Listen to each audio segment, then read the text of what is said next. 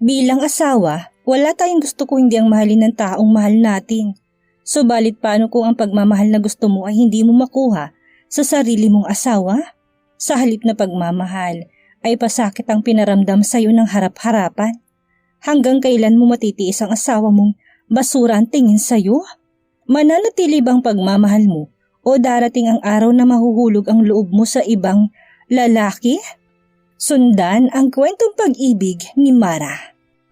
Isang babaero at isang tapat na asawa. Napilitan si Mara na pakasalan ang tagapagmana ng Almaro Food Company. Ngunit sa simula pa lang ay hindi siya nagustuhan ni Kenzo, ang malamig at malayong asawa niya. The worst part is, he hired someone to be her lover so he can divorce her. At tuluyang na-in-love si Mara sa lalaking yun. Pero paano kung sa wakas ay magbago ng puso ni Kenzo? Magagawa ba niyang ayusin ang kanyang mga pagkakamali at ayusin ang nadurog niyang puso? Mara's POV. Your husband is cheating on you. Hindi ako naniniwala sa sumbong sa akin ng kaibigan ko. Pinanghawakan ko sumpaan namin ni Kenzo nung ikinasal kami na panghabang buhay namin mamahalin ng isa't isa. Kahit na arranged marriage lamang ang nangyari, naniniwala akong mahal niya ako. I know my husband. He may be cold and distant, and he was once a womanizer pero nagbago na siya. At least, that's what I thought. Dahil makalipas lang isang araw ay narito ako ngayon, nakatayo sa tapat ng pinto ng kanyang office. Pinakikinggan ng ungol nila ng kanyang kabit. Oh, Kenzo, honey, you're the best. No, Romina, you are. Lalo akong lumapit sa pinto nang mapansin na bahagya itong nakaawang. Sumilip ako sa loob at nakitang eksenang nagpadurog sa puso ko. My husband, nakikipagtalik sa random na babae sa loob ng kanyang opisina. Nakakandong paharap sa kanya ang babae habang nakatingala ito at nakapikit ang mga mata. Mas lalo akong nawasak nang makitang nasisiyahan ang mukha ni Kenzo. Napatras ako ng ilang ulit. Halos hindi ko na makita ng malinaw ang pinto dahil sa mga luhang nagpapalabo sa mga mata ko. My heart is aching so much.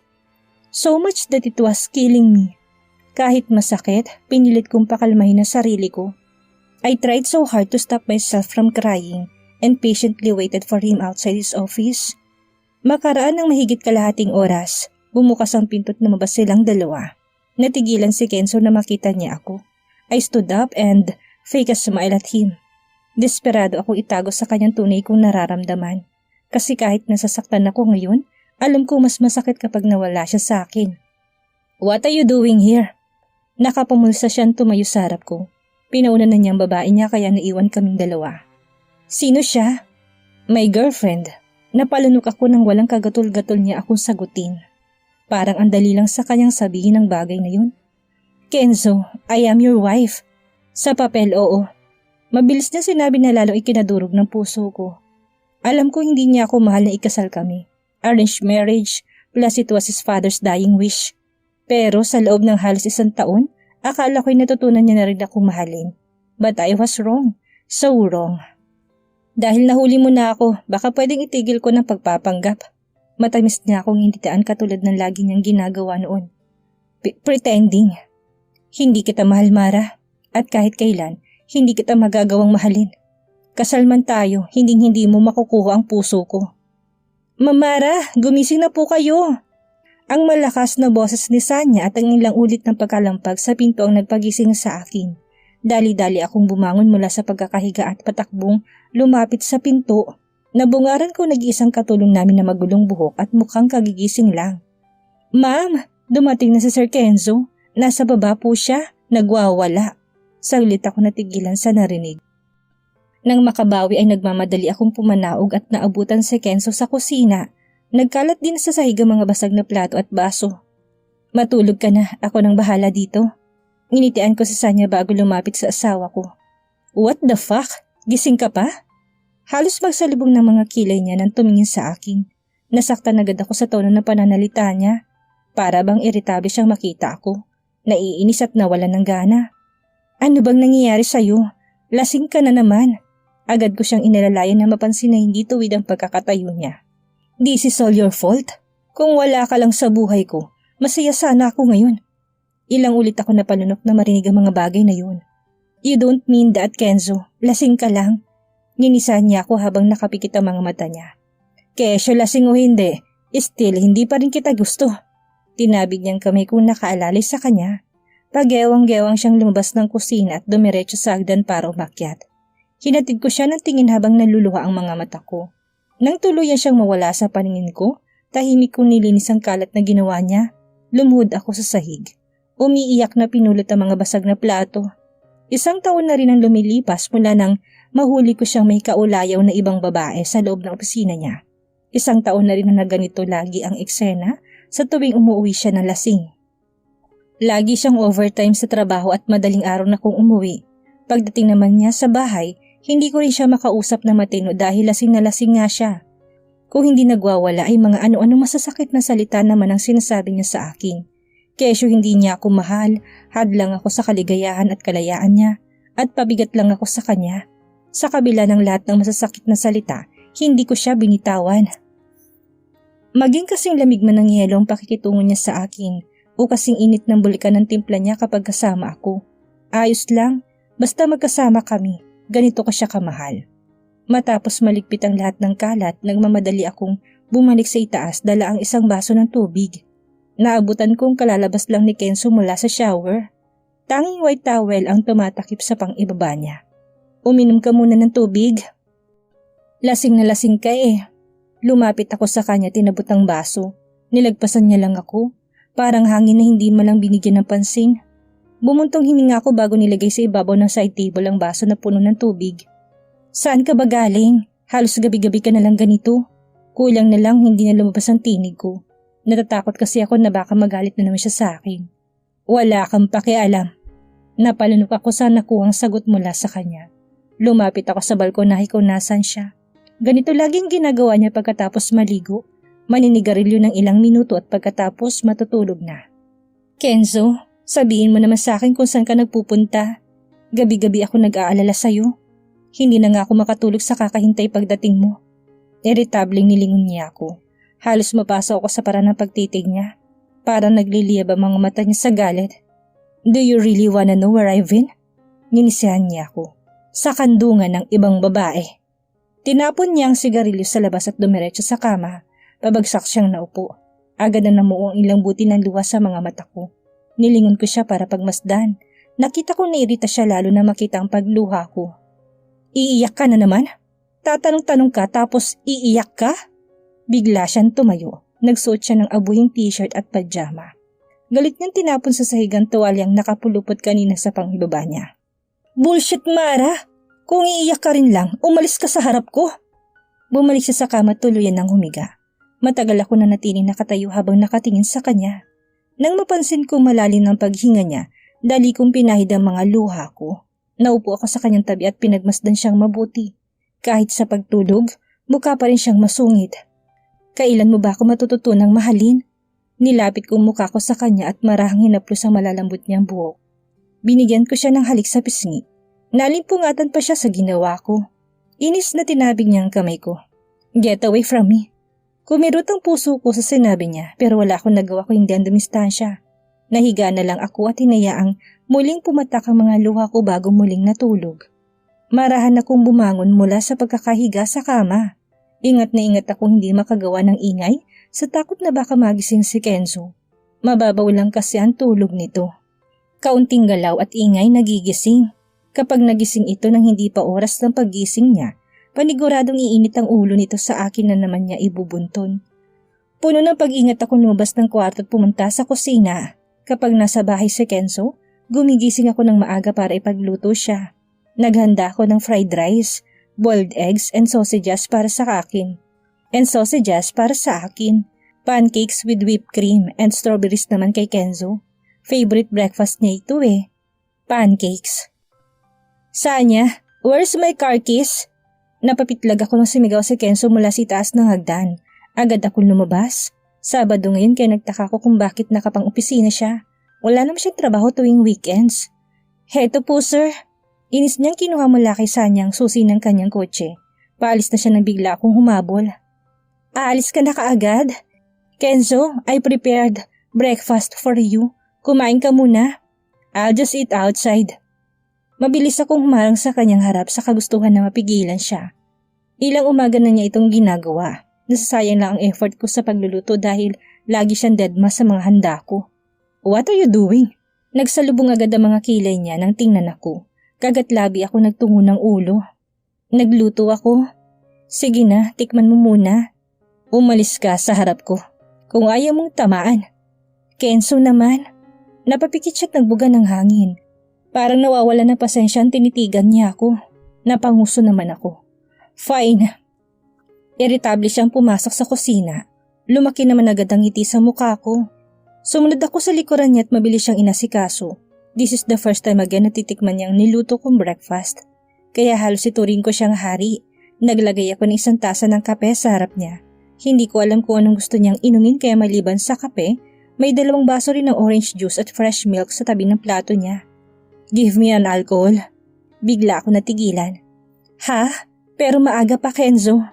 Gusto mo bang kainin ko tong hinanda mo o hindi? Gusto.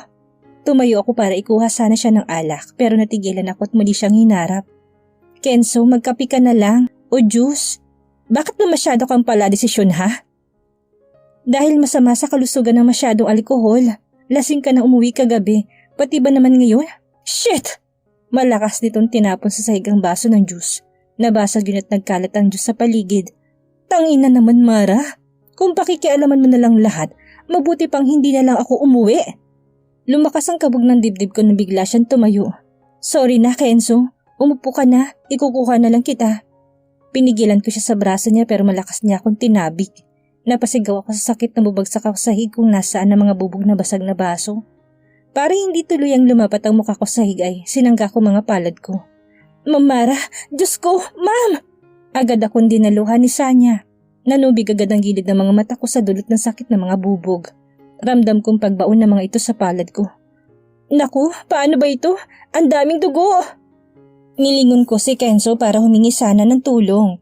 Pero lalong nadurog ang puso ko na makitang wala na siya sa paligid. Naiyak na lang ako sa magkahalong sakit mula sa mga sugat ko sa palad at sa sakit na pinaparamdam sa akin ni Kenzo. Grabe naman yung asawa mo. Hanggang kailan ka ba niya ituturing na parang basura? Nangingit-ngit sa galit si Dina, ang matalik kong kaibigan, habang ginagamot niya mga sugat ko. Nagmamadali akong pumunta sa bahay niya kanina pagkatapos ng aksidenteng nangyari sa mansyon. Nilinis at ginamot ko lang ang sugat ko, pero pagdating ko dito, muli niyang ginamot ito. Malungkot ako nagbuga ng hangin. Hindi ko na alam ang gagawin ko. Kulang na lang magmakaawa ako kay Kenzo para lang limusan niya ako ng kahit kaunting pagmamahal. Pero wala pa rin. Bakit kasi hindi mo pa hiwalayan? Napatingin ako kay Dina sa sinabi niya. Malungkot akong umiling na ikinairap niya. Alam mo naman na matagal ko nang mahal si Kenzo. Hindi pa kami ikinakasal, gusto ko na siya. Pinahid ko mga luha ko gamit ng likod ng aking kamay. Pero hindi ka niya mahal, and you're just suffering. Might as well end it before he gets physical.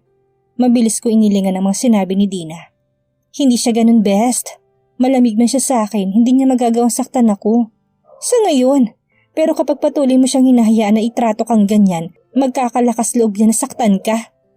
Bumuka ang bibig ko, magsasalita pa sana ako pero naudot yun na biglang tumunog ang cellphone niya sa ibabaw ng bilog na mesa. Kinuha niya yun at binasa na tanggap na text. Oh, it's the delivery guy. May in-order akong toys to spice up my life with my boyfriend. Boyfriend? Maangkong tanong. Sino pala yung boyfriend mo? Ang tagal mo nang hindi nagkakwento sa akin na tungkol sa love life mo. Natatawa niya akong inilingan. Actually, hindi ko talaga siya boyfriend. We're just friends with benefits. Friends with benefits? Napaisip ako sa ibig niya sabihin. May ganun ba? Friends with benefits? Ano naman yun? Binalik niya sa ibabaw ng table ang cellphone niya at tumayo. Kukunin ko lang ang wallet ko. I'll be right back. Nang makaakyat si Dina sa hagdan, binaling kong paningin ko sa mga palad ko. Napabuntong hininga ako. Nasasaktan ako dahil parang wala man lang pakialam sa akin si Kenzo. Naiintindihan ko hindi niya ako mahal, pero sana man lang nagpakita siya ng kahit kaunting pag-aalala. Napukaw ako sa malalim na pag-iisip nang muling tumunog ang cellphone ni Dina. Napatingin ako doon sa pag-aakalang mula sa delivery guy ang text, pero natigilan ako nang hindi sinasadyang mabasa ko ang mensaheng natanggap niya. I have been naughty today. I keep thinking about having rough, with you. Oops! Biglang bumalik si Dina at pahablot na dinampot ang kanyang cellphone. Naiwan ko. Nagawa lang mahagip na mga mata kong unang 2 letra sa pangalan na sender. K.E. Kahit kumikilos sa sakit ang mga sugat ko sa palad, nagpunta pa rin ako sa grocery store para mamili ng mga gagamitin sa ihahanda kong mga pagkain para kay Kenzo. Bukas ang 4th anniversary ng feelings ko para sa kanya. Tandang-tanda ko pa noong unang beses na magkita kami. It was love at first sight. Graduation day ko noon at dumalo sila ng kanyang pamilya sa aming celebration. Noon pa lang, alam kong si Kenzo nang magiging kabiyak ng aking puso. Kaya nang magdesisyon ng mga ama namin na ipakasal kami, hindi na ako tumutol pa. Tuwang-tuwa pa nga ako at pinagmamalaki ko siya sa lahat ng mga kaibigan ko. You need to get over him, Mara. Pinapaasa mo lang ang sarili mo. Malungkot akong ngumiti sa narinig na sinabi ni Dina sa kabilang linya. Best friend kita, hindi ba? Dapat sinusuportahan mo ko, hindi dinidiscourage. Mahal kita kaya ayaw ko masaktan ka. I'm doing this to open your eyes. Hindi ang asawa mong tipo na lalaking mag-i-stay sa isang babae. Just let him go. Bakit ba atat na atat kang hiwalayan ko si Kenzo?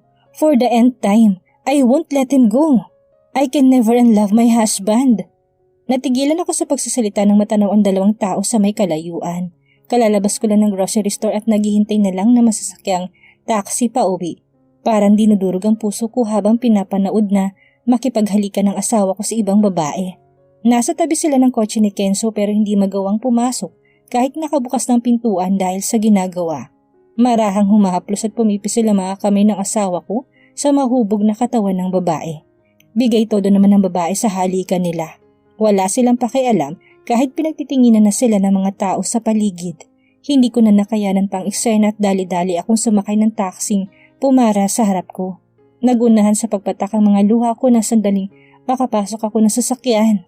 Ramdam kong sakit sa puso ko, parang isang matalim na punyal ang nakatarak dito. Bakit, Kenzo? Bakit hindi mo ko magawang mahalin? Umiiyak pa rin ako nang makauwi ng mansyon. Wala akong magawa kung hindi umiyak dahil ito lang naman ang alam kong gawin. Hindi ko naman siya kayang kumprontahin dahil natatakot din ako sa kanya. Ang totoo niyan, ilang beses na niya akong inalok ng divorce, pero nagmatigas ako. He said he's a womanizer and he's not willing to change for me. Sino ba raw ako sa kanya? Pero naniniwala kasi ako na darating din ang araw na mamahalin ako ni Kenzo.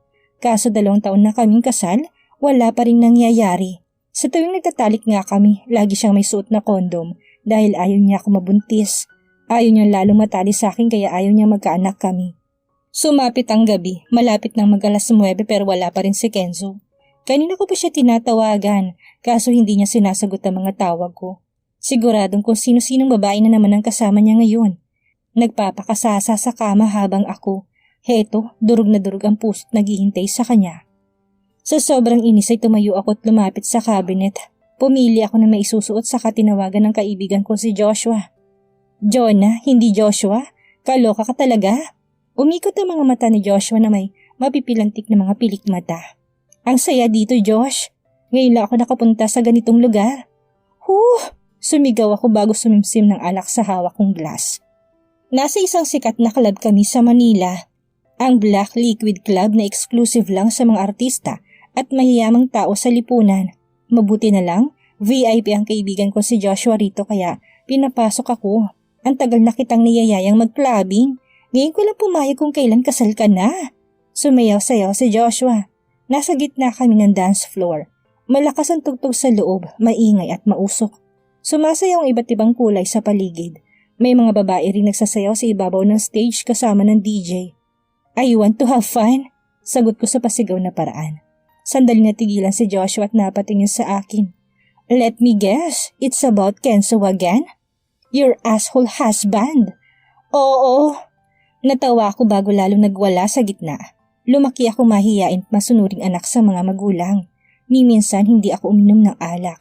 Hindi ako tumakas sa gabi para mag-party. At hindi rin ako nakikipag-date. Pero ibang klaseng sakit ang nararamdaman ko ngayon. Just this once, I want to forget the pain. I want to forget Kenzo. Alam mo bang madalas dito ang womanizer mong asawa? What? Napatigil ako sa pagsasayaw. Halos gabi-gabing nandito ang asawa mo. Kung sino-sinong babae ang kasama. Tuluyan ako ng lumos sa mga sinabi niya. Why didn't you tell me? Gaga, sinabi ko sa'yo dati na may affair ang asawa mo. Naniwala ka ba? Hindi, 'di ba? Naalala ko biglang nangyari 1 taon na nakakalipas. Si Joshua nagsabi sa akin na pinagtataksilan ako ni Kenzo. Hindi ako naniwala. Pero kinabukasan, nahuli ko siyang may kaulayaw sa opisina niya. Tuluyan ako nawala ng gana at bumalik sa VIP table namin. Nilago kong natitirang inumin sa glass ko. Magdahan-dahan ka naman, girl. Baka mainom mo pati baso. Matagal ako natulala sa kawalan habang malalim ang iniisip. Maya-maya ay ginala kong paningin ko sa paligid. Ang sabi mo, gabi-gabi rito ang asawa ko. Halos gabi-gabi. Nandito kaya siya ngayon? Nagkibit ng balikat si Joshua. Wala siguro. I didn't see him anywhere. Madali namang mapansin kapag nandito yon. Pinaiikutan kasi ng mga babae. Dahil sa sinabi niyang yon, agad akong kinutuban. Nagmamadali ako umuwi sa bahay. Ganun na lang ang pagkatigil ko nang makita si Kenzo sa labas ng gate. Nakasandal sa pinto ng kotse niya at parang may hinihintay. Kenzo! Agad ako umbis ng taxi at nagmamadaling lumapit sa kanya. Akala ko, hindi ka uuwi. Where have you been? Galit niya ako nilapitan. Napangiwi ako nang maramdaman ng mahigpit niyang paghawak sa braso ko. Kenzo, nasasaktan ako.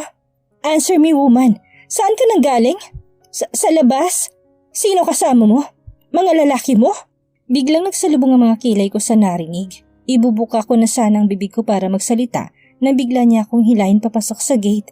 Halos kalagkarin na niya ako sa dahas ng pagkakahila niya sa akin. You bitch! Kanino lalaki ka na naman nakipagkita? Sabihin mo! Ah! Malakas akong dumaing nang bigla niya akong itulak na makapasok kami sa mansyon. Nawalan ako ng balanse kaya sumadsad ako sa sahig. Napaluha ako sa sakit na naramdaman ko dulot ng pagkakabagsak. Ano na naman bang nagawa ko sa'yo? Huwag mo akong idaan sa pag-iyak-iyak mo, Mara. Naiirita ako. Kenzo, wala akong ginagawang masama. I was only having fun with my friend. Friend? O baka lalaki mo? Masyado kang pahinhin pero nasa loob naman ang kulo mo. Someone saw you with the man at the BLC. May asawa kang tao? Nakikipagharutan ka pa sa ibang lalaki? Hindi ako makapaniwala sa mga naririnig mula sa kanya. Parang may maliit na karayom ang paulit-ulit na tumutusok sa puso ko. It was Jonah, my best friend from high school. Kahit tawagan mo pa siya, wala akong ibang kasama kung hindi siya lang. Sandali siya natahimik sa mga narinig. Ang kaninang naglalagablab na mga mata sa galit biglang napalitan ng panlalamig. Nginisehan niya ako. Sa tingin mo, maniniwala ako. Alam ko naman talaga na makatikang babae. Ewan ko ba kung paano mo nagawang itago ng 2 taon ng kalandian mo. Bitch! Iika-ika ako naglakad sa loob ng kitchen habang hinahanda ang agahan ni Kenzo. Sa kabila ng ginawa niya sa akin kagabi at sa masasakit na salitang sinabi niya, ito't para akong tangang pinag-iigi pa lalong pagluluto ng almusal niya. Pagkatapos maghanda, bumalik ako sa kwarto namin at maingat na binuksan ang pinto. Sumilip ako sa loob para makita kong gising na siya. Kenzo, handa ng agahan. Pumasok ako nang makita siyang kagigising lang. Kinuha ko mabalahibo niyang slippers saka ito nilagay sa tabi ng kama. Nauna kong bumba. Nang sumunod siya'y papungas-pungas siyang naupo sa harap ng mesa. Here's your coffee. Ako mismo nag-brew niyan. Natuon ang matatalim niyang mga mata sa akin. Agad ako nagbaba ng muka. Kesyo galito hindi, matalim na talaga kung tumitig ang mga mata niya. O baka gusto mo ng alak? I can get you a glass of wine or whiskey if you want. Banayad akong ngumiti. Iniiwasan ko ng painitin ang ulo niya. Masyado pang maaga para doon. Kung ayaw niya sa akin na talagang hindi niya ako kayang mahalin, fine, pero sana maiwasan mo lang namin ang pag-aaway ng madalas. Ayoko lagi siyang galit sa akin. What's the occasion? Napatingin ulit ako sa kanya dahil sa tanong niyang yun. Napansin niya siguro ng maraming pagkain na nakahain sa mesa. Nahiya akong sabihin kung anong meron ngayon kaya umiling na lang ako. Gusto lang kitang ipagluto. Pinasadahan ko ng tingin ng hapag. May avocado toast, scrambled eggs, egg muffins at 2 klase ng pancakes. Ang orange pancakes with orange syrup. Saka pancakes with coconut syrup and raspberries. Mahilig si Kenzo sa mga American style na breakfast. Yung puro pancakes and fruits kaya pinag-aralan kong gumawa nito noong ikasal kami. Tikman mo to? Ako na mismo naglagay sa plato niya ng pancakes with coconut syrup at scrambled eggs.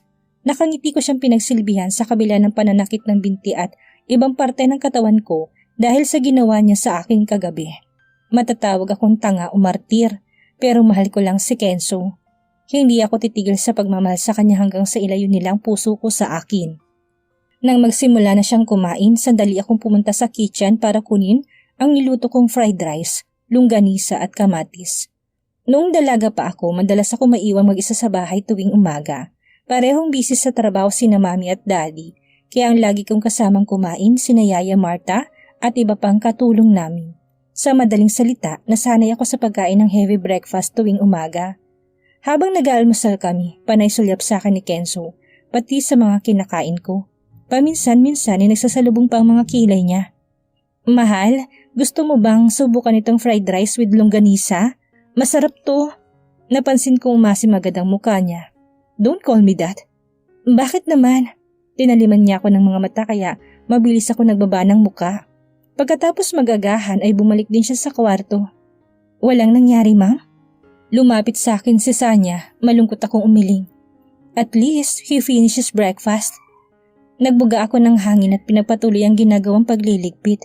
Kahit papaano, masaya na rin ako dahil inubos ni Kenzo ang hinanda ko. Hindi lang yung nilagay ko sa plato niya, kundi lahat. Mara, get over here. Napasinghap ako nang marinig siyang sumigaw mula sa itaas. Sanya, ikaw na munang bahala dito. O sige ma'am, umakyat na po kayo. Mukhang mainit na naman ang ulo ng dragon. Muntik ako matawa sa sinabi niyang yun. Dragon ang bansag niya kay Kenzo dahil para daw itong nagbubugan ng apoy kapag nagagalit. Dali-dali naman akong pumanik sa itaas at pumasok sa silid namin. Agad siyang hinanap ng mga mata ko sa buong paligid pero wala siya. Kenzo, nasaan ka? In here. Ano ba? Pumasok ako sa banyo nang marinig na galing doon ang boses niya. Natataranta pa ako dahil sa tono ng pananalita niya. May kailangan ka ba? Where's the goddamn soap? Naku, nakalimutan kong ilagay. Lumabas ako ulit at kinuha ang sabon na gamit ni Kenzo. Sorry, umorder pa kasi ako dahil naubos na. Natigilan ako bigla na sa pagpasok ko, bumungod sa akin ang walang saplot na si Kenzo. Nakatalikod siya mula sa akin at naliligo sa loob ng shower kaya kitang-kita ko ang matatambok na pisngi ng kanyang puwet. Nilingon niya ako. Nang makita nakatulala lang ako at nakatitig sa kanya, tuluyan siyang humarap sa akin. Gusto kong batukan ang sarili ko ng dumiretso doon sa dragon na nakatayo ang mga mata ko. Heto ng dragon mo, ang sabon mo. Nilahad kong kamay kung may hawak na sabon niya. Napapitlag ako nang bigla niyang hawakan ng kamay ko at pabigla akong hinila. Nawalan ako ng balanse kaya sumubsob ako sa matitigas niyang dibdib. Kenzo, kahit basang-basa na siya ng tubig, amoy na amoy ko pa rin ang matapang niyang pabango. Umahalo yun sa natural male scent niya na nagpa-sexy lalo sa dating niya. Nagbigay dulot yun para mag-init ang katawan ko. Sabunan mo ko. Tumalikod siya mula sa akin. Napatitig ako sa likod niyang maskulado. My hands started to get shaky while holding the soap. Muli siyang tumapat sa tubig at inumpisahan ko naman ng pagsasabon sa kanyang likod. Lalo nanginig ang kamay ko. Napapitlag pa ako nang marahan siyang humarap makalipas ang ilang sandali. Umawang ang bibig ko habang nakatingin sa mabato-bato niyang harapan. Lumakas ang panginig ng kamay ko. Inumpisahan ko sabunin ang mga abs niya habang panay lunok ng laway. Basang-basa na rin ako ng tubig pero nanunuyo ang lalamunan ko sa pagkauhaw. Bakit ka tumigil? Umangat ang paningin ko sa mukha niya. Matamang nakatitig sa akin ang dalawang pares ng kulay brown niyang mga mata. Kenzo, kasi umangat ang kamay niya at marang hinaplos ang pisngi ko. Wala sa sariling napapikit ako. Dinama akong init ng palad niya sa ilalim ng malamig na daloy ng tubig. Kinabig niya ako sa bewang. Ibinaon ko naman ang mukha ko sa matigas at mainit niyang dibdib habang magkalapat ang mga katawan namin. Mara. Nakagat kong labi ko nang bagitin niyang pangalan ko gamit ang baritono niyang boses. Ang sexy. Hinawakan niyang baba ko't marahang itinaas ang mukha ko. Nang magmulat ako ng mga mata, nakatingin na siya sa akin. Ibang-iba ang tingin niya ngayon. Malayo sa malamig at laging galit na titig na ibinibigay niya sa akin araw-araw. Unti-unting bumaba ang mukha niya hanggang sa muli kong ipikit ang mga mata ko nang maglapat ang mga labi namin. Mara's POV. Marahan kong hinaplos ang pisngi ni Kenzo habang mahimbing ito natutulog. Pareho kaming walang suot sa ilalim ng kumot. Magkalapit ang mga katawan namin at dama kong init na nanggagaling sa kanya. Hindi sinasadyang mabaling sa orasan ng paningin ko. Gosh, it's almost 11. I need to prepare for lunch. Dali-dali akong bumangon at nagbihis. Puno na pag-ingat akong lumabas ng silid para dumiretso sa kusina. Hindi ko mapigilan ang hindi ngumiti ng malapad. Sa loob ng 2 taon naming pagsasama, 2 beses lang naging ganun kaiingat sa akin si Kenzo. Madalas kasi siyang marahas sa kama. Sa palagay ko, lumalambot ng puso ni Kenzo para sa akin. Mukhang magandang mood natin, mama. Natigil ako sa paghaham ng kanta at napatingin kay Sanya. Maganda talagang mood ko. Bilisan na natin ang pagluluto at baka magising na ang sir mo. Mara! Natigilan kaming pareho na marinig na naman ang sigaw na yon. Speaking of the devil, ikaw na munang bahala rito, Sanya. Nagmamadali ako umakyat sa kwarto namin. Yes, mahal, tawag mo ko? Bakit bang bagal mo? Kanina pa kita tinatawag. Sinasadya mo yatang hindi sumagot? Napasimangot ako na makitang maasim na naman ang mukha niya. Parang nakalunok na isang pack ng kalamansi. Nagluluto kasi ako, ano ba yon? Where's my phone? Napakurap-kurap ako bago hinagilap sa paligid ang cellphone niya. Wala ba sa'yo? Hindi ko napansin eh. Tanga ka ba? Natigilan ako nang marinig yon. Sa tingin mo, hahanapin ko pa sa'yo kung nasa akin? Kenzo naman, bakit galit ka na naman sa akin? Kailan ba ako hindi nagalit sa'yo? Nailing siya habang hinahanap sa buong kwarto ang cellphone niya. Buisit, malalate na ako. Aalis ka? Nagluto ako ng tanghalian. Sa labas ako kakain. Halos baliktarin na niyang kama sa kakahanap ng cellphone niya. Nakakainis, aalis na naman siya. Sa labas, pero marami ako niluto. Saluhan mo naman ako. Nilapitan ko siya at kumapit sa braso niya. Bigla siya natigilan at salubong ang mga kilay ng balingan niya ako. Bumaba ang paningin niya sa mga kamay ko na sa braso niya. Anong ginagawa mo? Kita kong inis sa mapupungay niya mga mata. Napapahiyang nagbawi ako ng kamay. Sorry. Napatawa siya. Yung uri ng tawa ng iinsulto. Tingin mo, porket ginalaw kita, okay na tayo? Matagal ako natigilan sa mga narinig, lalo na salitang ginamit niya. Ginalaw? Yun lang yun para sa kanya? Ginalaw niya lang ako? Responsibilidad mo ibigay ang katawan mo sa akin dahil asawa kita. Pero hindi ibig sabihin nun gusto na kita. I'll never love you, Mara. Wake up! Hindi ako nakabawi sa mga narinig simula sa kanya. Kahit nang magdesisyon siyang iwan ako, patuloy pa rin ako sa pagtayo doon mag-isa. Wala akong ganang kumain kaya halos buong araw lang ako nagkulong sa kwarto. Hindi na ako nasanay. Lagi naman niya akong pinagsasalitaan ng masama. Bumangon ako habang pinapahid ang mga luha sa pisngi ko. Matamlay ang katawan ko at parang pagod. Pinilit ko pa rin tumayo para maghanda ng hapunan, pero katulad ng nakagawian, hindi na naman siya umuwi ngayong gabi. Naghintay ako sa sala hanggang sumapit ang hating gabi. Pero hindi siya dumating. Sigurado akong babae na naman ang kasama niya ngayon. Matapos niya akong pagsalitaan ng masama, nagpapakasasa siya sa mga babae niya. Ganito na lang ba palagi? Hindi na ako nakatiis at mabilis na nagbihis. Pumunta ako sa club kung saan siya madalas na tumambay. Pero sa halip na si Kenzo ang kaibigan ko si Dina ang nakita ko. Pumasok siya sa comfort room kaya may pagmamadali ko siyang sinundan. Pagdating ko sa tapat ng pinto ng comfort room, napahinto ako sa narinig na ingay mula sa loob. Para may umuungol. Maingat kong binuksan ang pinto at sumilip sa loob. Nanigas ako sa kinatatayuan na makitang eksenang nangyayari sa loob. Nakaharap sa salamin ng 2 taong malapit na malapit sa akin. Kitang-kita kung paano tumirik ang mga mata ni Dina habang binabaya ito patalikod at marahas ni Kenzo. Faster babe. Deeper. I'm coming. Tila mabangis na hayop na ungol ng asawa ko. Napangiti si Dina nang dahil sa narinig, kagat nitong labi nang nag-umpisang salubungin ng bawat galaw ni Kenzo. Sabay tayo babe Mas lalo siyang naging maingat. Halos tumili na si Dina sa tuwing pumapasok ang asawa ko. Naninikip ang dibdib ko nang piliin kong tumalikod para hindi makita ang kasunod na mangyayari. Kenzo is my husband and that was my friend. Alam niyang kaibigan ko si Dina pero pinatulan pa rin niya. At si Dina naman, ang dami niya sinasabi tungkol kay Kenzo. Yun pala, aahasin niya lang. Oh, bakit ka tumigil? Mabilis kong pinahid ang mga luha sa pisngi ko na marinig ang sinabi ni Dina. May halong inis sa boses niya. Ano ba Kenzo? Tang na naman.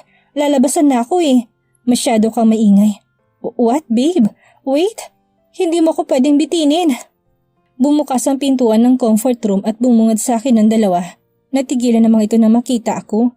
Halata ang gulat sa mukha ni Dina habang tila wala lang para kay Kenzo ang makita ako. Mara? Best? Anong ginagawa mo dito? Hindi ka naman nagpupunta sa ganitong lugar Kahit naninikip ang dibdib ko at pakiramdam ko ibabagsak ang mga tuhod ko sa panlalambot, nagawa ko pa rin silang lapitan at malakas na sinampal sa pisngi si Dina. Kaya pala gusto mong hiwalayan ko na si Kenzo para mapunta sa'yo? Sinasaksak mo ko sa likod, wala man lang akong kaalam-alam? Muling umagos ang maraming luha sa pisngi ko. Hawak ni Dina ang pisngi niya sinampal ko. Hindi siya nagsalita at hindi niya ako ginantihan. Pero kitang-kita kong inis sa mukha niya. Bigla kong hinawakan ni Kenzo sa kamay at hinila palayo doon. Bitawan mo ko! Binawi kong kamay kung hawak niya na makarating kami ng underground parking lot ng club. Malalim siyang huminga bago humarap sa akin. What are you doing here? Kaibigan ko pa talaga. Naiiling siyang ngumiti. We have an agreement. Agreement, my ass? Ni minsan hindi ako pumayag sa agreement na yan. Walang lakas sa sinuntok ko siya sa dibdib. Bakit kailangan si Dina pa? She's my friend. If you can't tolerate this, then let's just get a divorce. No! Nainis sa tinilikuran niya ako saka pumasok sa sakyan niya. Mabilis akong humabol at sumakay sa passenger seat. Maghihiwalay tayo tapos ano? Magsasama na kayo ni Dina? Hindi, Kenzo. Natigilan siya bigla. Mabilis niya ako nilingon at tiningnan gamit ang matatalim na mga mata. Hindi kita pa kaakawalan. Hindi ko hahayaang na maging masaya kayo. Patayin mo na lang ako pero akin ka. Lumalim ang bawat paghinga niya habang nakatingin sa akin ng masama. Huwag mo akong hintayin gumawa ng bagay na pagsisisihan ko, Mara. Napupuno na ako. Nagsukatan kami ng tingin. Eh di gawin mo, pero hindi tayo magdi-divorce. Kenzo's POV. Buiset. Malakas kong tinapon sa malayong hawak kong baso ng alak. Naubusan ng pasensyang naupo ko sa luxury sofa sa malawak na sala ng bahay ni Dina. Mara's really pissing me off. Ilang beses na niya akong nahuling may babae. Pero ayaw pa rin niyang pumirma sa divorce papers namin. At ngayon nahuli niya akong ginagalawang kaibigan niya. Kaso hindi pa rin nagbabagong isip niya at mas lalo pang nagmatigas. Tangina niya talaga. Hindi mo sinabing pupunta siya doon. Natigilan sa paglalakad si Dina na pagtaasan ko ito ng boses. Kabadong lumapit siya sa coffee table na nasa harap ko at nilapag doon ng tray ng fruit platter. Kenzo, I didn't know. Sa tingin mo ba, gugustuhin kong makita tayo ni Mara sa ganong akto? But she did see us? Buiset, nakita niyang ginagawa natin pero nagmamatigas pa rin siya. Ayaw niya makipag-divorce? Ang tigas talaga ng bungo niyang kaibigan mo. Huwag ka nang magalit. Pinalambing niyang boses niya at naupo sa tabi ko. She's my friend pero matagal na rin kitang gusto. Hindi ba't nakabuti pa para sa atin ang nangyari? At bakit mo naman nasabi yan? Irritable ko siyang binalingan. Baka ma-realize niya na hindi talaga kayo para sa isa't isa at pumayag na siya makipaghiwalay sa'yo. We should let her see na tayo talaga. Didn't you hear what I just said? Ayaw niyo pumayag sa divorce. Tang na naman. Buong akala ko kapag nalaman ni Mara na may namamagitan sa amin ng kaibigan niya, siya na makikipaghiwalay sa akin. Pero wala na namang nangyari. Inis akong tumayit diretsyon tumungo sa pinto. Kenzo, where are you going? Nilingon ko si Dina at tinignan ng masama. It's over. I'm done with you.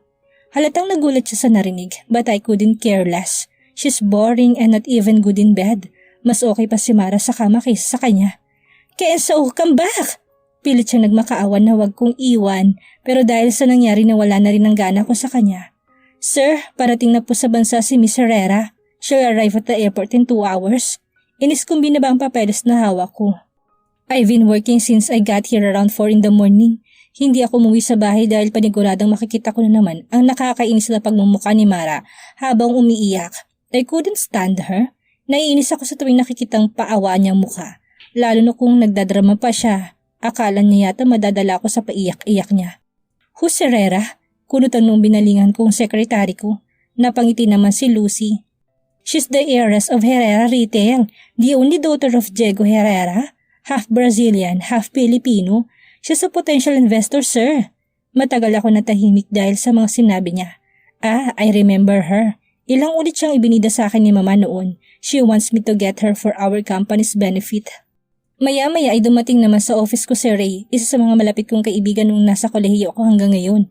Naghanda ng 2 alcoholic drinks si Lucy para sa amin.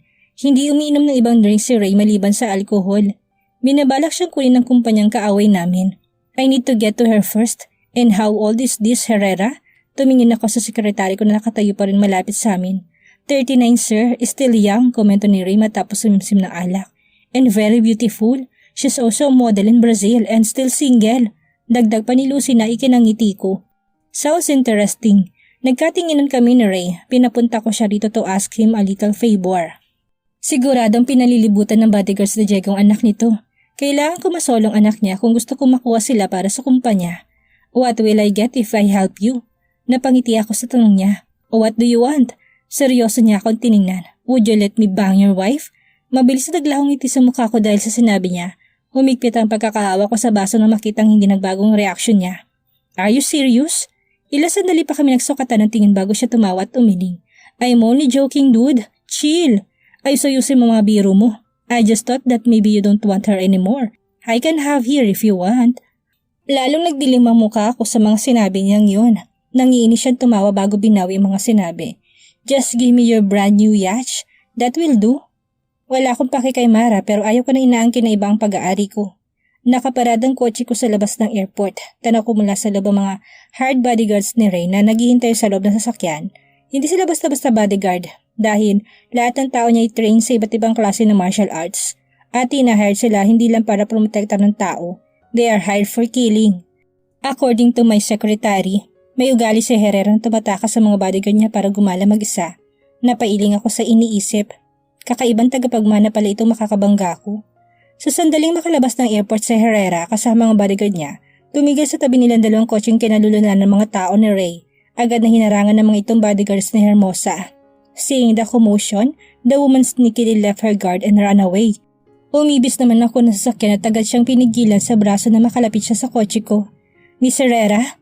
Inis siya tumingin sa akin pero nang matuon sa mukha kong paningin niya, bigla siya natigilan. Pilyo akong ngumiti. It's Jana Herrera. Pleasure to meet you. I'm Kenzo Cornejo, CEO of Almaro Food Company. I'm here to take you away. Pinagbuksan ko siya ng pintuan ng kotse. Sandali pa niya ako tininan bago sumili ang makahulugang ngiti sa mapupulan niya mga labi. Pinuntahan namin ng halos lahat ng mga lugar na gusto niyang puntahan. She told me about herself and that she is separated. Lucky you are. Ani ko matapos namin mag-check-in sa isang luxury hotel. Why? Do you have a wife that you want to divorce? Natatawa siyang pumasok sa kwarto habang nakasunod ako sa kanya. Aaminin ko, first meeting pa lang namin matinding attraction agad ang naramdaman ko para sa kanya. Who wouldn't be attracted to her? She's wild, beautiful, and sexy. Exactly my type. Lumaki ako dito sa Pilipinas actually. Pumupunta lang ako sa Brazil kapag may in-endorse ako or anything that's business related. Tinalikuran niya ako at sinimulang hubarin ang suot niyang bodycon red dress. She slowly and seductively got naked in front of me. Alam mo kasi Mr. Cornejo, I am about to inherit our retail company at kailangan ko na makakasama sa pagpapalago ng negosyo namin. Napangiti ako sa narinig. Hindi lang siya maganda, may pakinabang pa sa akin. I'm married. Natawa siya sa sinabi ko. I don't care. It's not your name I'm after. It's you. Wala na siya sa plat ng harapin ako at ang akit ng umiti sa akin. If only I wasn't married, she will be perfect for me. Mara's POV. Laglag ang mga balikat ko habang nakatanaw sa gate ng mansyon mula sa nakabukas na pintuan. Parang mawawasak ang puso ko sa sama ng loob at pag-aalala. Mag-iisang linggo na mula nang mahuli ko sa club sina Kenzo at Dina. Ganong katagal na rin mula nang huling umuwi si Kenzo sa bahay namin. Hindi itong unang beses na gawin niya ito pero itong unang pagkakataon na tumagal na isang linggo hindi niya pag-uwi. Hindi ko maintindihan. Ginagawa ko naman ang lahat ng gusto niya. Nagiging mabutit maunawain akong asawa. Pero bakit hanggang ngayon hindi niya ako kayang tingnan bilang kabiyak? Ma'am, bakit ba kasi ayaw niyo pang pirma ng divorce papers? Kayo lang nasasaktan eh. Narinig kong boses sa niya mula sa likuran. Malungkot ko itong nilingon at inilingan. Dahil ayaw ko masirang marriage namin at ayaw kong pakawalan ng taong mahal ko. Aanin mo naman po ang kasal ko malungkot at nahihirapan naman kayo. Ma'am Mara, napakaganda niyong babae at mabuti ang inyong puso. Marami pang ibang lalaki dyan na magkakagusto sa inyo. Napangiti ako sa mga sinabi niya. Narinig ko ng lahat ng yun. Hindi siyang unang taong nagsabi sa akin ng mga bagay na ito. Pero kahit ilang tao pa siguro magsermon sa akin, mananatiling sarado ang tainga ko. Kung dati nga na makita ko lang si Kenzo mula sa malayo, halos magtatatalo na ako sa tuwa at kilig. Ngayon nakasal na kami't magkatabing natutulog sa isang kama, magrereklamo pa ba ako? Kahit hindi niya na ako mahalin, ang mahalaga mahal ko siya. He don't need to do anything aside from staying beside me. Masaya at kontento na ako. Malalim na buntong hiningang pinakawalan ni Sanya na marinig ang mga sinabi ko. Nahihiling na lang ito bago ako tuluyang iniwan at kumunik sa kusina. Alam kong tanga na ako at martir, pero hindi ko talaga kayang pakawalan si Kenzo. Hindi ko siya bibitawan kahit anong mangyari. Mababae na siya habang buhay, pero ganun katagal din siyang matatali sa akin. Palis na ako sa bungad ng pintuan nang bigla akong matigilan sa nakita. Si Kenzo. Malapad akong ngumiti ng matanaw ang paghinto ng kotse ng asawa ko sa labas ng gate. Umibis siya ng sasakyan. Palabas na sana ako para sulubungin siya pero natigilan ako sumunod na nangyari.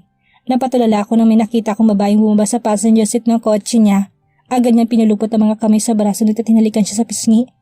Parang pinipig ang puso ko habang pinapanood silang masaya at panaylandian na naglalakad patungo sa gawi ko. Gusto kong tumawa at maiyak sa parehong oras. Ilang araw siyang wala. Ngayon umuwi siya, may dala pa siyang babae. Tumigil sila sa mismong harap ko. Nakatingin lang ako kay Kenzo. Pilit kong pinipigilan sarili ko na lumuha dahil paniguradong pagtatawa na naman niya ako. Nginitian niya ako na parang wala siyang dalang babae sa harap ko. Ipaghanda mo kami ng makakain. We're hungry. Nilagpasan nila ako at pumasok sa mansyon. Pero mabilis ko silang hinabol para pigilan siya sa braso. Cindy, mauna ka na. I'll wait for you. Malanding umiti ang babae bago maunang pumasok sa dining room. Kalmado naman nakangiti pa si Kenzo na lingunin ako. Paano ba niya nagagawa ito? Ang initan ako na parang wala siyang ginagawang makakasakit sa akin. Sino siya? Pinilit kong pakalmahin ang sarili ko. Kahit gusto sumabog ng puso ko, malumanay pa rin ako nagsalita. Acquaintance. Acquaintance? Kumakaling ka sa braso mo parang ahas. Tapos acquaintance lang? Oo, binawi niyang braso niyang hawak at ngumiti sa akin. Now go to the kitchen and prepare something to eat. Abala ako sa pagtitik sa babaeng nakaupo ngayon mag-isa sa loob ng dining room. May pintuan sa pagitan ng kitchen at dining room namin kaya malayo ko na pagmamasdan ng bagong babae ni Kenzo. Mula dito na to ang paningin ko sa hagdan. Nasa itaas ngayon si Kenzo at kasalukuyan nagbibihis. Ma'am, buhusan ko naman ang kumukulong tubig. Tinigil kong ginagawang pagluluto tumingin kay Sanya. Seryoso mukha niya at parang posigido pa. No, let me handle this. Iniwan ko sa kanyang niluluto ko sa kamarahang naglakad palapit sa babae. Oh, hi! Magsigla nitong bati. Muli ko itong pinasadahan ng tingin. Nakasuot ito ng damit na yumayakap na mahigpit sa sexy nitong katawan. Sa sobrang iksi ng suot nito, lantad na mga braso at hita nito. Mahaba at medyo kinulot ang kanyang buhok. Makapal naman ang makeup at maging pulang lipstick sa mga labi. Ngayon lang kita nakita. Sino ka? Ano mong asawa ko? Asawa? Tiningnan niya ako mula ulo hanggang paa. Asawa ka pala ni Kenzo. I'm sorry, akala ko kasi hiwalay na siya sa asawa niya. Ngayong alam mo nang hindi kami hiwalay, kakain ka pa rin ng luto ko. Natigilan ito't napalunok. Halatang kinakabahan pero hindi tumayo para umalis. Sige, stay and eat here for lunch. Pero kapag na food poison ka, wag mo akong sisisihin. Excuse me? Tatalikod na sana ako pero muli siyang hinarap dahil sa inis. You're flirting with my husband and I'm sure you're not just his acquaintance. May batas tayo sa Pilipinas na kapag napatunayang kabit ka, maabswelto ako kahit ano pang gawin ko sa'yo. Tuluyan na tutupandila niya sa mga sinabi ko pero ang kinainis ko hindi pa rin siya umaalis. Ang tigas naman na babaeng ito. Sanya? Agad na lumapit sa akin si Sanya. Yes ma'am. Kunin mo ang pagkain niluto ko, isama mo na rin yung lason sa mga daga. May pakakainin lang ako dito. Yes, ma'am. Hindi pa nakakalayo si Sanya. Bigla na siyang tumayot galit na tumingin sa akin. Oo na, aalis na. Diretso siyang nagmarcha palabas ng mansyon. Nakagat kong labi ko sa inis. Hindi yun ang una't huling beses na nagdala si Kenzo na babae niya sa bahay namin. Nadagdagan at nadagdagan pa hanggang sa masanay na rin ako. Wala naman silang ginagawa. Nag-uusap lang sila. Kumakain at naglalandian. Laging dinadahilan ni Kenzo ang trabaho kaya kahit gusto kong buhusan ng kumukulong tubig, ang mga babaeng dinadala niya, hindi ko magawa. Sanya, I left my phone inside the car. Can you go and get it for me? Ay, sure ma'am. Kararating lang namin ni Sanya mula sa grocery store. Punong-punong dalawa kong kami ng mga paper bags laman ang pinamili namin. I'm planning to cook Kenzo's favorite dishes. Matagal ko na rin siya hindi napagluto mula nang mahuli ko sila ni Dina. Ayaw ko naman tuluyang magkasira kami dahil doon. Kahit na totoo, hindi naman talaga kami naayos kahit kailan. Nagmamadali akong pumasok sa mansyon na bigla akong matigilan sa nakita. Pababa ng hagdan ng isang babaeng hindi ko kilala. Magulong buhok nito at maging ang suot niyang damit. Pati ang lipstick niya nagkalat din sa gilid ng kanyang labi. At tabala pa siya sa pagsarado ng zipper ng kanyang damit. Hindi ito makatingin sa akin ang dumaan sa tabi ko. Para naman akong kandila na unti-unti naupo habang nakatingin sa kwarto namin ni Kenzo. Kung saan ang galing ang babae. Hindi ko hinayaan na tumulong mga luha ko. Mabilis kong binagsak ang mga pinamili namin at nang mamadaling makyat sa kwarto. Naabutan ko si Kenzo sa loob ng aming silid, nakasandal sa headboard ng kama at naninigarilyo. Ginawa niyo rito? Naatim mong gawin yun dito? Napakababoy mo! Sa sarili pa nating kwarto! Tinawanan niya ako na para bang isang joke lang ang sinabi ko. Hindi naman ako ganun kawalang hiya. We did it in the kitchen. Pakiramdam ko'y kinakapos ako ng hininga dahil sa sobrang sakit. Bakit ba hindi pa ako nasanay? Lagi naman ganitong ginagawa niya. Tang na naman, iyak na naman Mara. Inis na tumayo si Kenzo at nagbihis. Pagkatapos ay muling naupo sa gilid ng kama para magsuot na medyas. Sinaman ko siya ng tingin. Anong gusto mong gawin ko? Tumawa? Sinulyapan niya lang ako. Pirmahan mo na kasing divorce papers natin nang hindi ka na nasasaktan. Ayoko! Napatingin siya sa akin dahil sa mabilis kong pagsagot. Puta naman Mara, partir ka ba talaga? Mas masasaktan ako kapag nawala ka. Bigla siya natigilan sa sinabi ko. Matagal kami nagkatitigan bago ko pinahid ang mga luha sa pisngi ko. Dinampot ko ang sapatos niya sa tabi ng pinto't maras na nilapag ito sa tabi niya. Hindi kita iiwan kahit ilang beses mo pa ako ipagtabuyan. Nambababae ka ngayon pero alam kong pagsisisihan mo rin yan balang araw. Magigising ka rin Kenzo. Makikita mo rin ang halaga ko. Bumaba ang mukha ako, tinalikan siya sa pisngi na mas lalo niyang kinatahimik. Mabilis ako lumbas ng kwarto at tinayaan na muling umago sa mga luha ko sa pisngi. Balang araw, alam ko maghihiwalay rin kami ni Kenzo. Pero kung mangyayari ngayon, sisiguraduhin kong hindi akong bumitiw. Dahil tutuparin kong pinangako ko sa kanya sa harap ng Diyos. Mamahalin ko siya habang buhay hanggang sa kamatayan. Nilingon kong kwarto namin. Sana lang dumating ng araw na mapagod na rin akong mahalin ka. At sana sa araw na yun, ikaw naman nagmamahal sa akin pero ako, hindi na ikaw ang laman ng puso ko. Kenzo's POV. Matagal na oras ako nakatitig sa pinto kung saan lumabas si Mara. Hindi ko maintindihan kung bakit bigla akong naawa sa kanya. Nakokonsensya na ba ako? I shook my head and continued getting dressed. Konsensya? Awa? Wala ako nun. I'm Kenzo Cornejo. Walang ibang mahalaga sa akin kung hindi ang mapalago ang negosyo namin. Natigilan ako sa pagbibihis na makatanggap ng tawag mula kay Mama. I have so much on my plate already. Why does it have to be so difficult to contact you? I'm sorry Ma, I've been busy these days.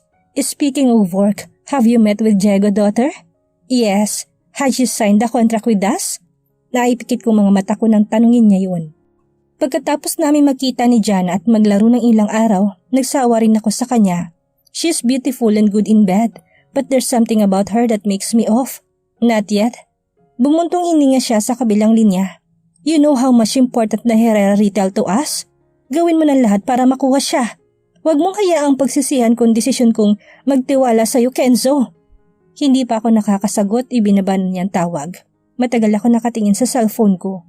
I've been trying too hard to get my mother's approval, pero mula na ipamana niya sa akin ang Almaro Food of Company, hanggang ngayon hindi ko pa nakukuha yon. My mother's company is their family's legacy, kaya naiintindihan ko kung bakit napaka hands-on niya rito kahit ako nang namamahala.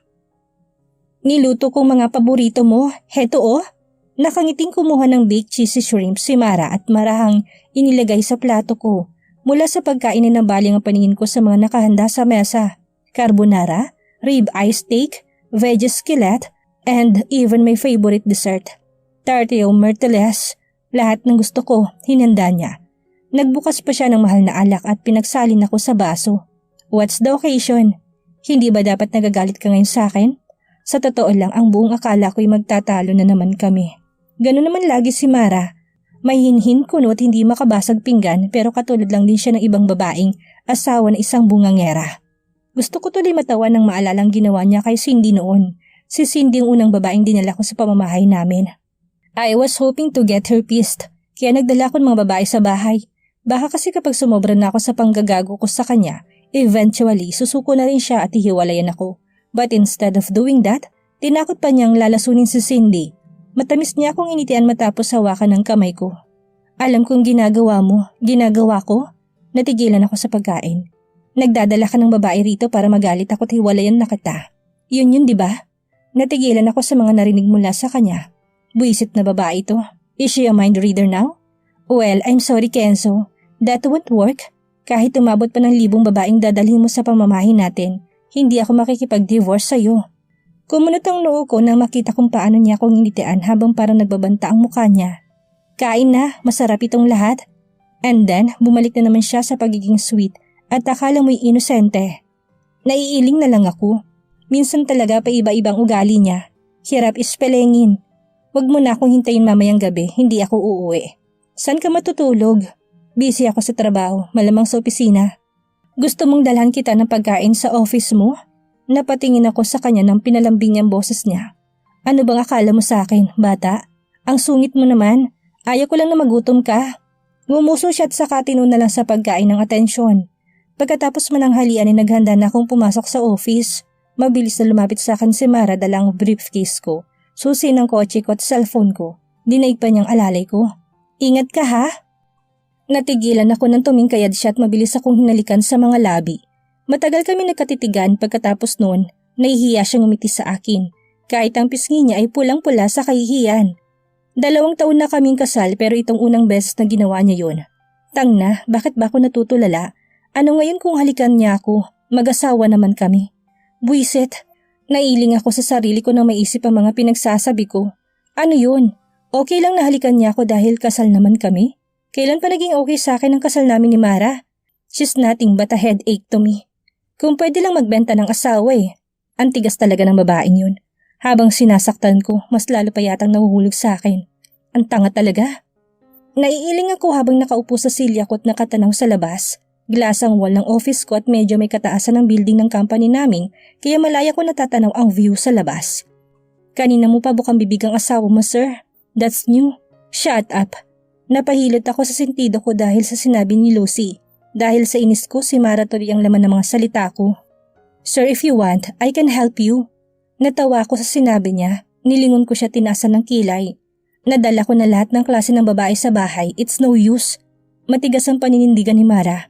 That's not what I meant, sir. Then what? Gumuhit sa malapad ng ngiti ang mamula-mula niyang mga labi. May nilabas siyang calling card at nilapag yun sa desk ko. Kung ayaw niyang i-divorce ka sa pambababae mo, bakit hindi siyang i-divorce mo sa panlalalaki niya? Natawa ko na naiiling sa narinig. Walang lalaki ang asawa ko. Masyado yung baliw sa akin para magloko. Tinuro niya ang card sa desk ko. You can contact them if you want to try, sir. Mag-hire ka ng lalaking aakit at magpapanggap na kabit ng asawa mo. After you gather proof of their illicit affair, then you can file for a divorce. Nagsalubong ang mga kilay ko sa narinig. Kinuha kong card sa mesa at tinitigan ito. Walang ibang nakalagay doon kung hindi ang mga letrang HMA. Sa ibaba ng mga letra ay phone number. Is this even legal? Of course not. Natawa pa siya. You can give it a try. Malay mo, sir. Yan ang sagot sa mga problema mo. Kanina pa nakalabas ng office ko si Lucy pero nakatitig pa rin ako sa card na binigay niya. Matagal ako nag-isip. I'll hire someone to seduce my wife. Nailing ako. Kalokohan. Mariin kong hawak ang cellphone ko sa kaliwang kamay. It's now 11 o'clock in the evening. Malalim ng gabi pero hindi ako mapakali. Naiirita ako sa sarili ko kung bakit kanina pa laman ang isipan ko si Mara. Ayaw mawala sa utak ko ang itsura niya kanina habang umiiyak at nakatingin sa akin. Aminado naman ako na saktan ko na naman siya. Wala sa plano ko makipagtali kay Julie. Nagpumilit lang ang babaeng yun at gustong gawin sa bahay. Pero bakit ba ako nag-aalala? Dapat nga'y maging masaya pa ako dahil kahit papaano, naging apektado na si Mara sa mga ginagawa ko. Oras na lang ang hinihintay para sumuko siya at ibigay ang kalayaang matagal ko nang hinihingi. So why am I feeling this way? Weird. Kailan pa ako nagkaroon ng konsensya pagdating sa kanya? Hindi ako mapakali sa office, so I decided to just go home. Pagdating sa mansyon, itinigil ko sa sasakyan ko sa tapat ng gate.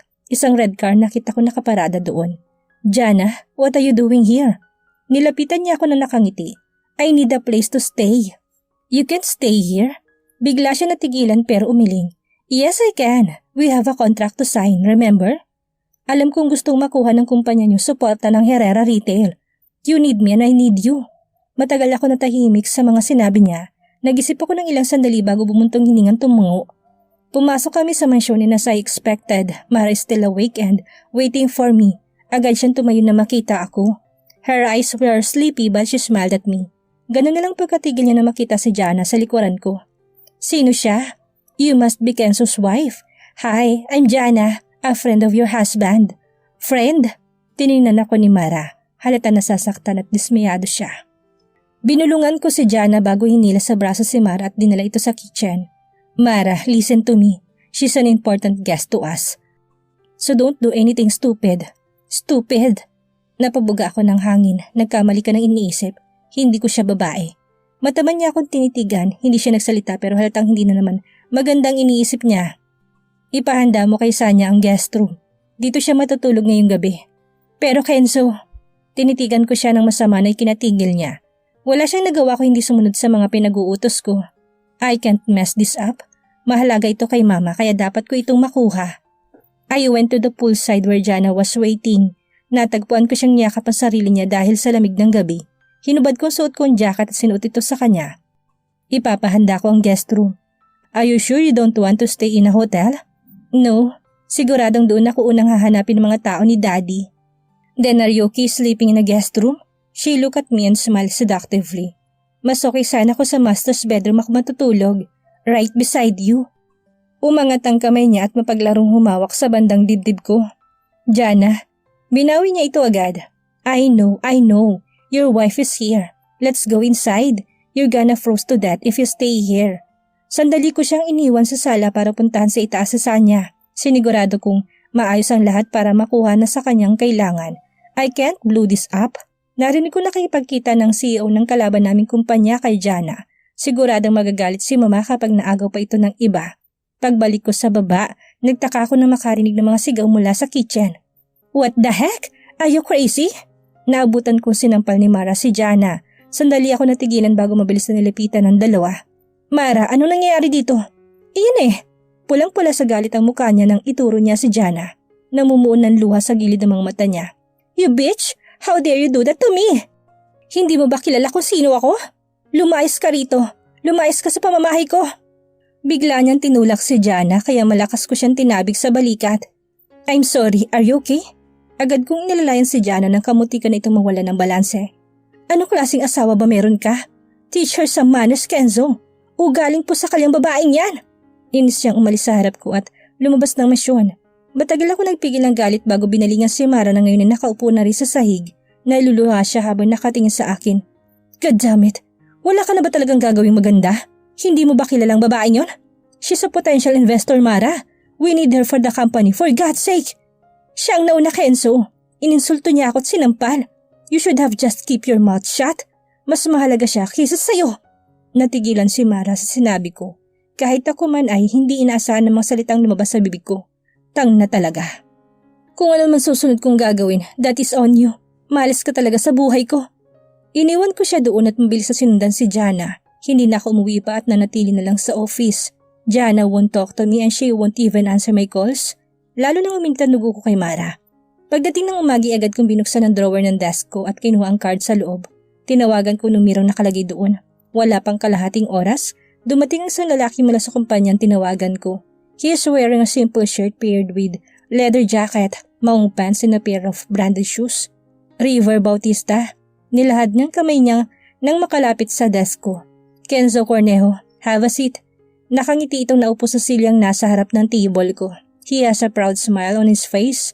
Matangkad at mukhang malinis sa katawan. Ewan ko lang kung ganitong mga tipo ni Mara. Sir, alam mo ba kung anong klaseng kumpanyang tinawagan mo? Alam mo rin ba ang mga ginagawa namin, particularly me? I deceive women for money. I seduce them for my own advantage. I leaned forward and gave him a nod. I am fully aware of that. Good, then let's start. Sabihin mong kailangan mo, ibibigay ko ang presyo ko. Naglabas ako ng sobre mula sa aking drawer at nilapag ito sa mesa. Paunang bayad, I'll triple it once you finish your job. Napatango-tango ito na makitang laman ng sobre. Generous? Ano bang kailangan kong gawin? Binuksan ko ang cellphone ko at pinakita sa kanya picture ni Mara. Kunin mong loob niya. Kailangan magmukha kayo may relasyon. I need to catch you two in the act. In that way, magkakaroon ako ng ebidensyang pangangaliwa niya. Matagal niyang tinitigan ang mukha ni Mara sa cellphone ko. Pwede ko bang malaman kung ano mo ang babaeng to? My wife. As soon as I said those words, a smile appeared on his lips. She's a beauty. Ewan ko ba, pero nakaramdam ako ng inis na makitang ngiti niyang yun.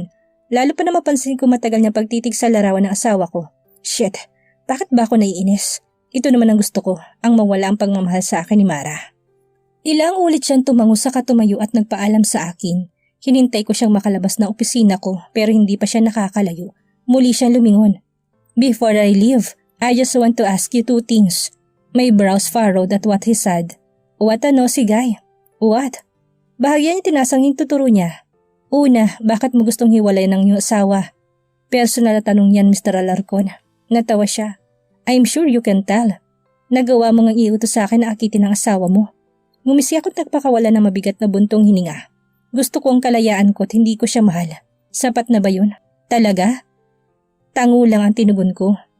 Nayayamot na ako sa gagong ito. Tinas niyang dalawa niyang daliri na nagpapahiwatig sa ikalawang tanong niya. Then, why did you take a picture of her while she's sleeping? Tinuro niya cellphone ko sa ibabaw ng table. Natigilan ako. This guy is getting on my nerves. Ano ba pakialam niya? I'm pretty sure hindi gagawin niya na lalaki hindi umiibig. Oh well, people do crazy things. I'll go ahead. Matagal ako nakatulala sa kawalang matapos itong umalis. Inis kong kinuha ang cellphone ko, tinignan ng picture ni Mara na matagal nakasave sa gallery ko. Kinuha kong larawang ito ng ilang araw bago niya ako nahuling nag-cheat sa aking opisina sa unang pagkakataon. Tahimik siya natutulog sa tabi ko. Bakit ko nga ba siya kinuha ng picture noon? Napabuga ako ng hangin bago binurang larawan niya. Wala na rin naman silbi. Maghihiwalay na kami. Pagkatapos ng trabaho, umuwi ako sa mansyon. 8:00 pa lamang noong mga oras na yun. I went straight to our room and found Mara sleeping soundly on our bed. Matagal ko siyang pinagmasdan. Inaamin ko, she's beautiful. Balingkinita ng katawan, fair skin, pouty lips, innocent face. Ang problema lang, hindi ko siya kayang mahalin. I'm attracted to her but that's it. Mabilis ako nag-iwas ng mukha nang mapansing na alimpungatan siya. Nandito ka na pala, akala ko hindi ka uuwi. May hinhin niya sabi, agad siyang bumangon at nilapitan ako. She didn't give me a kiss on the cheeks. Nagkunwari ako na inis sa kaumiwas sa kanya. Nanlumo agad siya dahil sa ikinilos ko. Gusto mong kumain? Ipaghahanda kita, sandali ha? Wag na, umuwi lang ako para kumuha ng mga damit. Lumapit ako sa built-in cabinet namin na nagsimulang mag-impake. Saan ka pupunta? Business trip. I'll be gone for 3 days. 3 days? 3 araw tayong hindi makikita? Natigilan ako sa ginagawa dahil sa narinig. I look at her and saw her sad face. Madali ako mainis sa kanya, lalo na kung pinapakita niya sa akin kung gaano siya kaiyakin. But that's not the case right now. I pity her. Kailangan kong ayusin ang gulong ginawa mo. Sa susunod na maulit pa to, hihiwalay na talaga kita. Mabilis na namasa ang gilid ng mga mata niya. I'm sorry, Kenzo. Promise hindi na mauulit. Magbe-behave na ako. Sinubukan niyang kunin ang kamay ko pero agad akong umiwas. Nang matapos sa pag-iimpake ay dumiretso na ako sa pinto. Kenzo naman. Napahinto ako sa paglalakad nang marinig ang malungkot na boses ni Mara. Matagal akong nanatili nakatalikod mula sa kanya. Shit, get to your senses, Kenzo. You can bang any woman you want. Just walk away and don't look back. Napabuga ako ng hangin at mariin na pumikit. Kahit anong pangungubinsi ang ginawa ko sa sarili ko, daig ng init ng katawan kong isip ko, hinayaan kong bumagsak sa igambag na dala ko sa kahinarap si Mara. Malungkot siya nakatingin sa akin, mabilis ko siyang nilapitan at tinalikan sa mga labi. Hindi siya tumanggi nang buhatin ko siya tinihiga sa kama. Kahit nang hubarin ko mga damit niya, hinayaan niya lang ako. Shit, para kong uhaw na uhaw habang inaangkin ng mga alabi niya. Ano bang nangyari sa akin? Sandali akong tumigil sa paghalik sa kanya para maghubad ng damit at napanganga ako habang pinagmamasdan ko ang paghubad niya. Pinanggigigilan kong hawakan ang mabibilog niyang harapan bago sinubo ang ubas. Panay ungol siya ng pangalan ko, mas lalo akong ginanahan, parang musika sa pandinig kong boses niya. Ah, Kenzo! Bumaon na mga daliri niya sa likod ko nang sa wakas ay makapasok ako sa kanya. Hindi ako nagsalita at hinayaan ko na lang mga ungol at talinghing ko na sabihin sa kanya kung gaano ako kasaya. Mabilis at marasa mga kilos ko sa kanyang ibabaw. Tanggap naman siya ng tanggap sa bawat galaw ko. Pareho kami pinagpapawisan at hinihingal. Malakas na ang aircon sa loob pero hindi nagawang ibsan nun ang init na pareho naming nararamdaman. Kenzo, I'm coming! Muli kong inangkin ang mga labi niya sa narinig. God, her lips taste so sweet. Lagi siyang lasang strawberry. Siguro dahil itong paborito niyang prutas at madalas niyang kainin. Ilang galaw pa tuluyan ang sumirit ang katas ko sa kaloob-looban niya. Shit, sa sobrang sarap na nararamdaman ko, nakalimutan ko ng hugutin ang sandata ko't iputok sa labas. Nagising ako kinaumagahan, tulog pa rin si Mara habang nakaunan sa braso ko. Mataman kong pinagmasdan ang natutulog niyang muka. Ano ba itong nangyayari sa akin? 2 taon ako nagtiis. Hindi ko siya madalas galawin dahil ayaw ko siyang mabuntis. Ayaw ko matali sa kanya habang buhay. Pero heto't pinunlaan ko pa ng similya ko. Nakatanggap ako ng text mula kay Sky. Binuksan ko ito't binasa. Nakasaad sa text na ngayong araw niya lalapitan si Mara.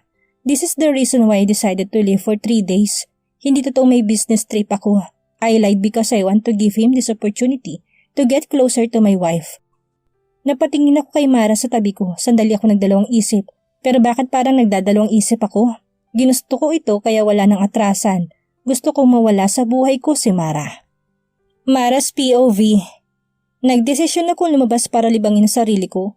Kung mananatili kasi ako sa bahay, may isip ko lang si Kenzo. Ang mga sinabi niya kagabi ang lahat ng mga nangyari. Pakaramdam ko na susuffocate na ako sa mansyon. Parang kaunting problema pa ibibigay ng puso ko. Pumunta ako sa MOA at doon ako nag-ikot-ikot para mawala sa isip ko mga suliranin. Buong akala ko okay na kami dahil sa nangyari sa amin. He was never passionate to me when we made love, not like last night. But when I woke up this morning, wala na siya. Hindi mo na nagpaalam bago umalis. Ewan ko ba kung bakit mahal na mahal kong taong yun. Wala na siyang ibang ginawa kung hindi saktan ako pero mahal ko pa rin siya. Parang ang wala ng ibang lalaki sa paningin ko kung hindi siya lang. Maraming tao sa paligid ko pero kapag hindi ko kasama si Kenzo, pakiramdam ko, nag-iisa lang ako. Saktan niya man ako ng paulit-ulit, siya pa rin ang nagmamayari ng puso't isipan ko. Nasunod mo bang mga payo ko? Bumuntong hininga ko sa tanong ni Joshua. Oo, pinagluto ko siya tinasikaso kahit galit ako. Ako na nga nagpa-first move minsan. Kaso yun nga, nakagawa ko ng kasalanan. Diyos ko ka kasi, bakit mo ba hinahayaan ang asawa mo na magdala ng babae sa pamamahay niyo? Katrabaho niya raw eh. Alam mo naman kung gaano ka-importante ang trabaho sa mga Almaro. Legacy ng pamilya ni tita ang kanilang negosyo. Bata pa lang si Kenzo, he was trained to take over their company. Kaya kapag dinadahilan yung negosyo nila, wala ko nagagawa. Nakakaloka ka. Hindi ka lang martir. Mas malala ka pa doon. Nasaan ka ba ngayon? Binalik ko sa kinalalagyan nito kaninang damit na natipuhan ko at bumaling sa ibang section. Mall, namimili. Bumili ka ng lingerie. You sexy. Pagbalik ng asawa mo, akitin mo. Napangiti ako ng matuon sa mga underwear ang paningin ko. Heto na nga, mamimili na ako. Piliin mo yung underwear, nakita yung lips ng pampa mo. Yung tipong mani mo lang matatago. Ang harot mo, Joshua. Ibababa ko na nga to. It's John, ahoy, kaloka.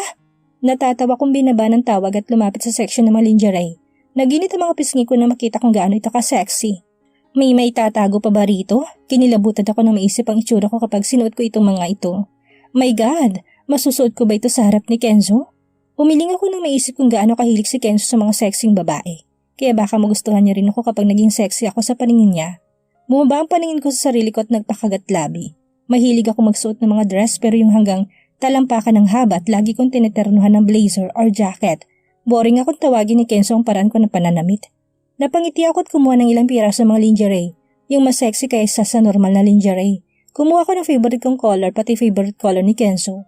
Papunta na sana ako sa cashier pero natigilan ako sa napansin. Hindi kalayo na mula sa akin nakita ko si Jana, ang babaeng dinala na Kenzo sa pamamahay namin at kinakaalitan ko.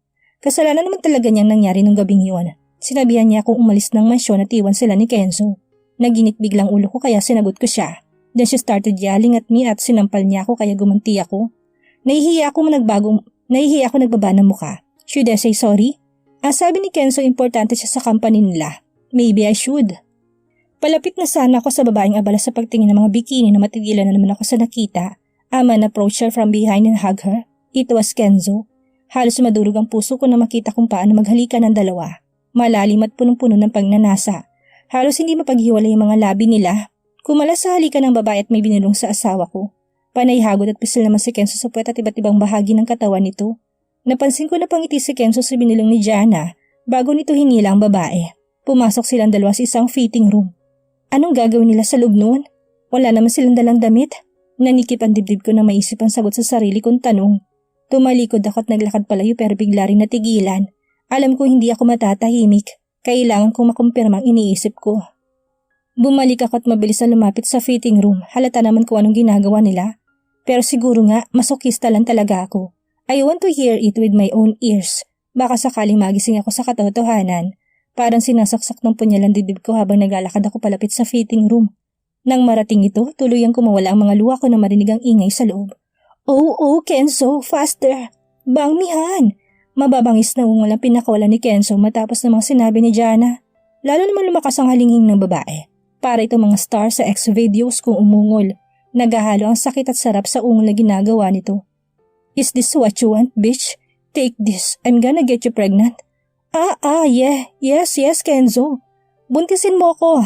Marin akong pumikit sa huling sinabi ng asawa ko. Mabilis akong tumalikod at patakbong umalis. Nanginginig ang buong katawan ko habang umiiyak. Ako na asawa niya ayaw niya mabuntis pero gusto niyang buntisin ng ibang babae. Pakaramdam ko'y parang hinahalukay ang sikmura ko sa sobrang sakit para ako masusukat mawawala ng malay. He lied again. He lied to me again. Ang sabi niya, hindi niya babae si Jana. Ang sabi niya, may business trip siya. Pero kasi nungalingan na naman ng lahat. Wala ko sa sarili na lumabas ng mall at naglakad sa gilid ng daan. Pagod na ako masaktan. Ano bang meron silang wala ako? Bakit hindi niya ako magawang mahalin? Tumawid ako ng kalsada kahit hindi pa red light, panitawag sa akin ng ibang tao, pero parang may sariling isip ang katawan ko. Nagpatuloy ako sa paglalakad hanggang sa makarinig ako ng sunod-sunod na busina ng mga sasakyan. Isang kotse mabilis na tumatakbo patungo sa gawi ko. Hindi ko alam ang gagawin at tulala na lamang ako doon. Buong akala ko'y masasagasaan na ako. Isinara ko mga mata ko. Hinayaan ko sariling patuloy na tumayo doon at hinintay ang paparating na kotse. I just want the pain to go away. I want the hurting to stop. Ayoko na. Isang kamay humablot sa akin at sa isang iglap. Nasa gilid na ako ng daan habang yakap ng mahigpit ng isang lalaki. How I wish it was Kenzo. Hiniling ko sa Diyos na siya kahit imposible. Sana siya. Pero ibang mukha ang bumungad sa akin sa pagmulat ko ng mga mata. Anong gagawin ni Mara ngayong puro pasakit ang binibigay sa kanya ng asawa? Magawa na kaya niya itong iwan? Gaya ng gusto ni Kenzo? At sino kayang lalaking tumulong kay Mara? Yan ang ating aalamin sa susunod nating kabanata.